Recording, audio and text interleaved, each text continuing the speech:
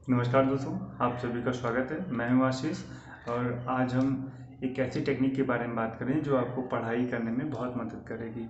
और यदि आप किसी स्टडी को जो आप कर रहे हैं, किसी सब्जेक्ट को, उसको आप टालते रहते हैं, मतलब प्रोक्रेस्टिनेट करते रहते हैं या फोकस नहीं रह पाते हैं, या आपकी विल पावर कम पड़ जाती है, आपको बैठकर पढ़ाई करने में दिक्कत होती है, या आप उस काम को टालते रहते हैं, तो ये टेक्निक आपके लिए बिल्कुल बहुत ही ज़्यादा कारगर साबित होने वाली है और आपको बहुत ज़्यादा लाभ पहुंचाने वाली है। तो आज हम बात करेंगे पोमोडोरो टेक्निक की।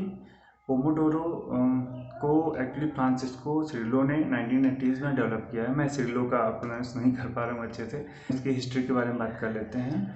तो 1980s में जब वो स्टडी कर रहे थे, तो उन्हें जब पढ़ने बैठते थे तो थोड़ा सा डीमोटिवेटेड फील करते थे, या किसी भी सब्जेक्ट को पढ़ाई करने में उन्हें लगता था कि अब इसे कल पढ़ेंगे या बाद में पढ़ेंगे। तो उन्होंने एक ऐसी टेक्निक डेवलप की अपने लिए, और उसका नाम उन्होंने पोमोडोरो बाद में रखा। एक्चुअली पोमोडोरो का मतलब टोमेटो होता है इटालियन में।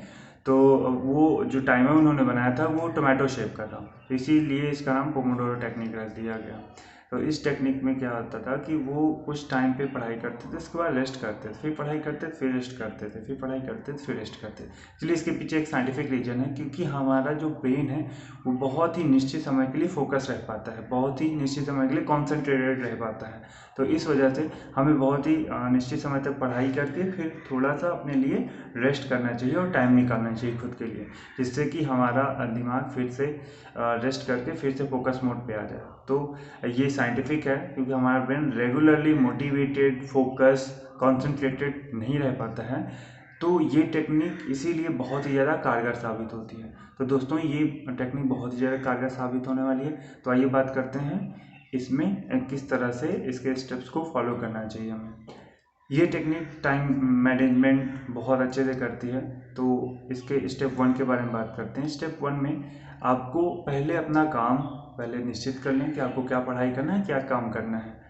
तो एक बात मैं और बता दूं कि ये सिर्फ स्टडी के लिए नहीं टेक्निक काम आती है। आप कोई भी काम कर रहे हो, जैसे आप कोई प्रोजेक्ट कर रहे हो, या कोई अपने ग्रेजुएशन कर रहे हो, या अपनी हाई स्कूल या फिर इंटर कर रहे हो, तो कहीं भी किसी भी सब्जेक्ट को आप इसको उस पर लागू कर सकते हैं और इसे का फ़ायदा उठा सकते हैं आप। तो पहले स्टेप 1 के बारे में बात करते हैं। पहले आप अपने काम को, अपने स्टडी को पॉइंट आउट करिए कि आपको इस सब्जेक्ट को पढ़ना है।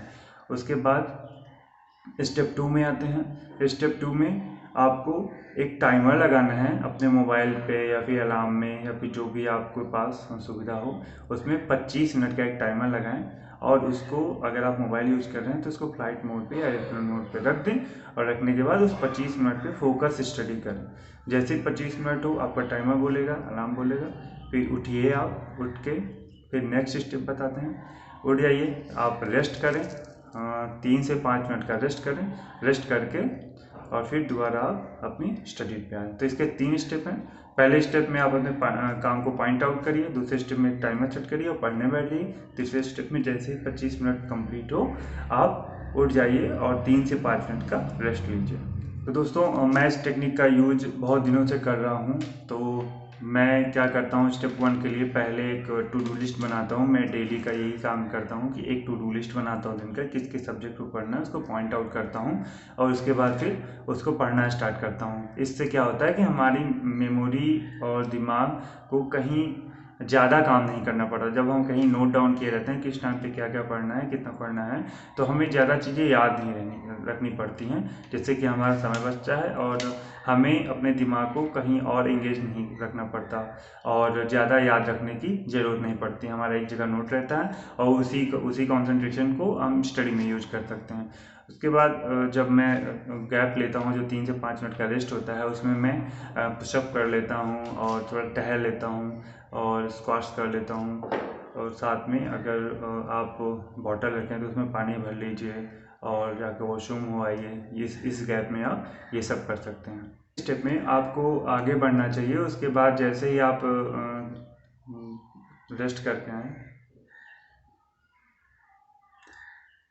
अगले स्टेप के बारे में बात करते हैं। जैसे आप उठ के आएँ, रेस्ट करके आएँ, फिर से बैठें और फिर से सेम रिपीट करें। इसी तरह आपको 4 स्लॉट करना है, 25-25 मिनट के 4 स्लॉट करने हैं।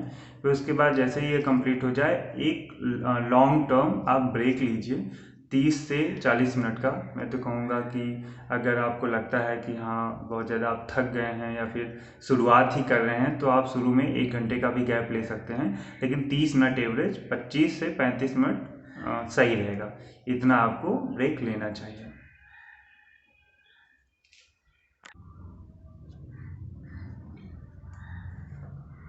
तो ये जो आप ब्रेक लेंगे, एक लॉन्ग ब्रेक लेंगे 25 से 35 मिनट का, इसमें आपको क्या करना है, मैं अपने बारे में बता दूँ मैं क्या करता हूँ कि मैंने जो स्टडी की उसको एक बार रिव्यू करता हूँ, उसको एक बार जल्दी से देख लेता हूँ कि मैंने क्या पढ़ाई की, और ये भी देखता हूँ कि मैं इसको कितना अच्छे से और कर सकता हूँ, और मैंने क्या गलती की, कहाँ मैंने कम फोकस किया और कहाँ मैंने थोड़ा गलतियाँ की, तो उसको ठीक करने की कोशिश करता हूँ। अगली बार जैसे ही मैं बैठता हूँ फिर से अगले स्टेप के लिए, तो वो मुझे इसमें फ़ायदा करता है, और एक बार मेरा रिवीजन भी हो जाता है इसी बीच में।